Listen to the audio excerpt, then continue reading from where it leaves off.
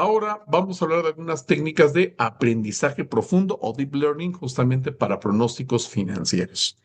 Y eso es lo que muchos le llaman IA avanzada o redes neuronales, un término que ha estado muy de moda desde hace algunos años, que puede sonar complicado, pero pues la verdad es que vamos a verlo desde una perspectiva práctica, sin tecnicismos innecesarios y muy introductorio, ¿sí? El mensaje central es que el deep learning representa un salto cualitativo en cuanto a la capacidad que tienen los modelos para capturar patrones muy complejos en los datos financieros, especialmente cuando tenemos múltiples estacionalidades o relaciones que no son lineales, que los modelos de machine learning convencionales a lo mejor no capturan de una manera adecuada. El deep learning o aprendizaje profundo en español ha revolucionado de forma pues bastante dramática, ¿no? Sobre todo la manera en que las organizaciones anticipan su desempeño financiero. A diferencia de los métodos estadísticos tradicionales como ARIMA, por sus siglas, o la regresión lineal, las redes neuronales profundas aprenden patrones muy complejos y no lineales directamente de los datos históricos. Esto sin que el analista tenga que especificar cuál es la forma de la relación entre las variables. En pocas palabras, sin que yo le entienda muchas veces a esos elementos. ¿Qué significa profundo en este contexto? Se refiere a que la red neuronal tiene múltiples capas de procesamiento. Cada capa aprende representaciones cada vez más abstractas de toda esa información que yo le voy metiendo. La primera capa puede aprender a lo mejor a detectar tendencias simples, ¿no? Las capas intermedias aprenden ya los patrones estacionales, los picos y los valles de cada mes en los diferentes años. Y las capas profundas van a aprender relaciones más complejas entre múltiples variables y periodos de tiempo ya demasiado largos. O sea, cuando le estoy dando a la IA grandes volúmenes de información sin mucho contexto, simplemente le digo, aquí están mis ventas de los últimos 5 o 10 años y quiero que hagas un análisis profundo. Bueno, pues va a ir considerando justamente esas capas que son diferentes niveles de profundidad. Y eso es lo que utiliza el chatbot cuando yo le doy la instrucción de que quiero un pensamiento profundo. En nuestro contexto financiero, el deep learning es muy útil para empresas que operan en sectores con alta complejidad estacional, como las ventas al menudeo, la industria turística, por ejemplo, el sector agroindustrial o, por supuesto, los servicios financieros también, ¿no? Y también es muy útil cuando tenemos que integrar muchas variables externas de forma simultánea. Por ejemplo, cuando estamos haciendo pronósticos del tipo de cambio, en donde sabemos que, pues sí, hay factores internos en nuestro país, algunos controlables, otros no tanto, pero también dependemos de factores externos, ¿no? De variables que no dependen de México, sino dependen de un contexto internacional, sino es que inclusive global. Pero el deep learning no siempre es la mejor opción. Requiere más datos históricos que los modelos convencionales, más tiempo de entrenamiento y más capacidad de cómputo, ¿sí? Para empresas pequeñas con pocos años de datos, definitivamente no va a ser la utilidad, ¿sí? No va a ser la gran diferencia. Las redes para secuencias son un tipo especial de red neuronal que está diseñada específicamente para datos que tienen un orden temporal. O sea, ventas mes a mes, flujos de caja diarios, variaciones en el tipo de cambio, ¿sí? La característica clave aquí es que cada uno de esos datos del pasado influye en la predicción futura y el modelo va aprendiendo esa influencia de forma automática. Para hacerlo un poquito más concreto, pero no complejo, concreto, vamos a utilizar una analogía que conecta directamente con la experiencia de muchos contadores. Pensemos en un analista financiero experimentado que lleva 15 años trabajando en la misma empresa. Antes de hacer una proyección de ventas para el siguiente trimestre, ese analista recuerda automáticamente lo que pasó los últimos 24 meses, los últimos 2 años.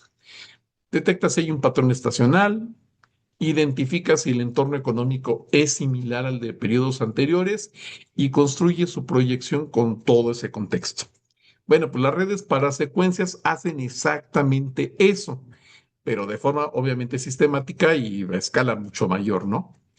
Los tres tipos más relevantes son para nuestro contexto financiero, son Long Short Term Memory, o sea, memoria de largo y corto plazo, que es la arquitectura que más se utiliza para pronósticos financieros.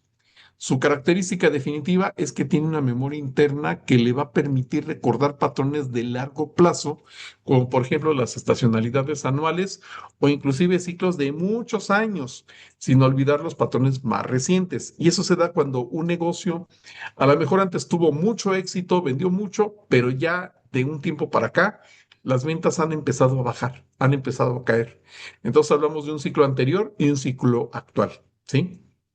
Es ideal para series que tienen una estacionalidad muy compleja, como por ejemplo las ventas al menudeo con ciclos mensuales, trimestrales y anuales superpuestos, en donde empresas grandes como Liverpool, por ejemplo, pues tienen patrones muy complejos, ¿no? Porque no es lo mismo un mes de mayo que tiene hot sale que un mes a lo mejor de junio, que son las ventas por el Día del Padre, en donde tenemos además días de quincena, días de sus ventas especiales, de las temporadas naranja y moradas que tienen en las diferentes tiendas y que marca una serie de factores muy complejos que hacen también muy difícil que se puedan hacer un análisis de la estacionalidad de esas tiendas por tantas variables que hay.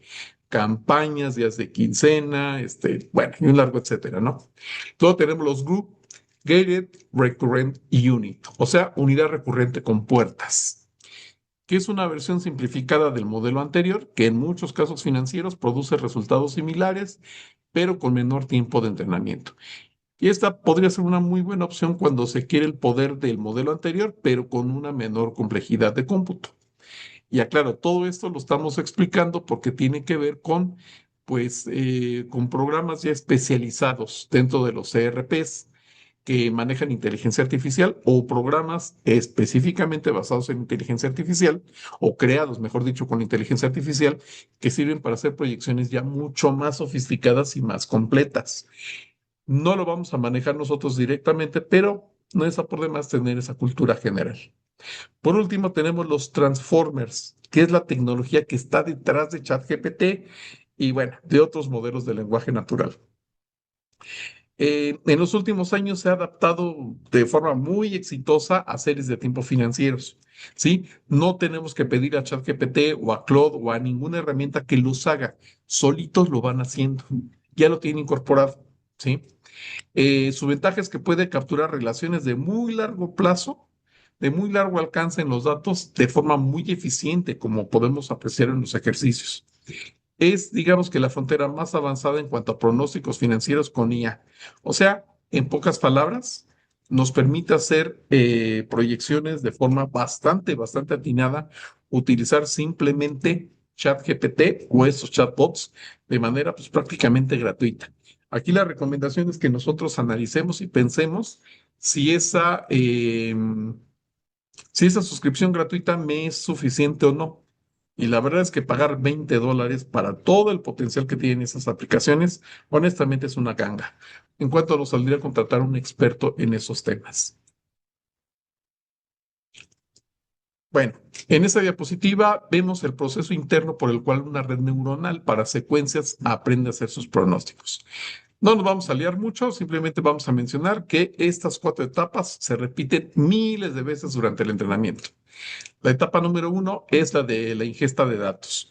La red recibe como entrada una secuencia de datos históricos, por ejemplo, los últimos 12 meses de ventas con todas sus variables asociadas y pues cada dato es un vector de números que representa justamente la situación del negocio en ese momento.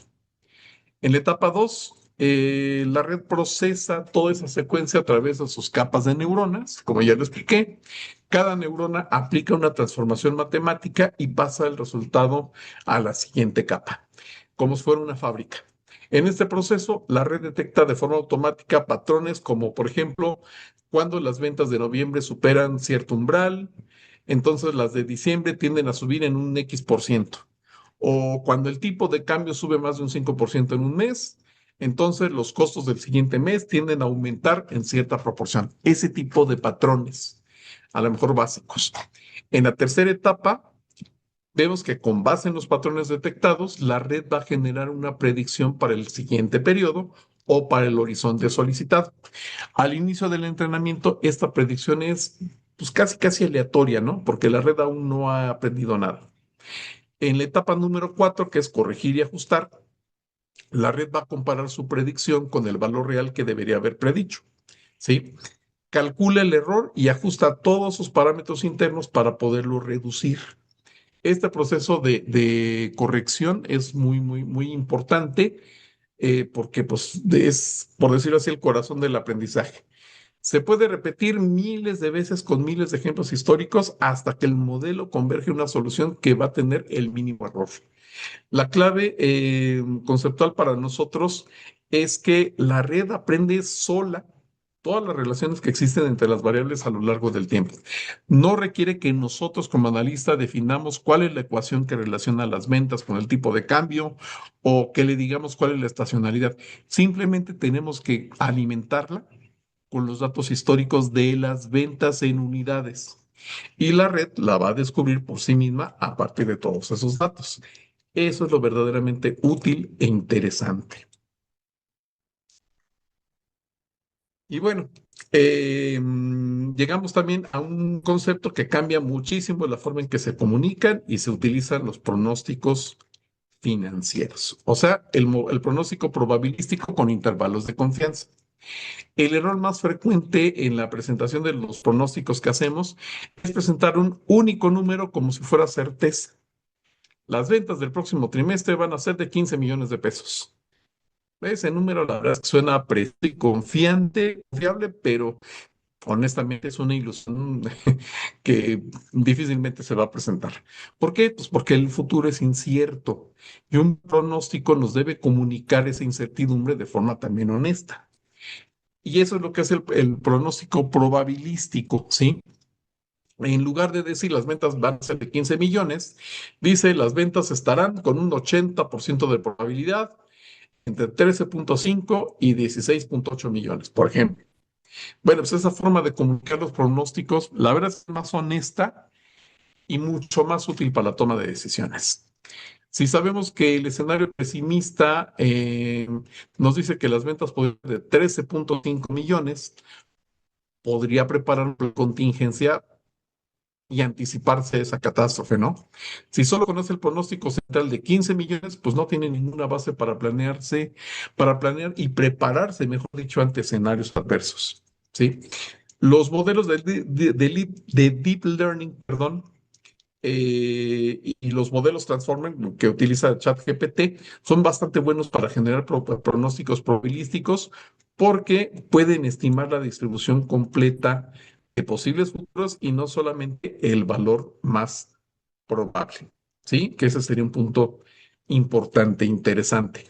Y no es como tal un punto de equilibrio, ese es un modelo financiero muy diferente, pero sí más bien es un modelo basado en escenarios, donde tenemos tres escenarios: el escenario pesimista, el modelo probable y el modelo optimista.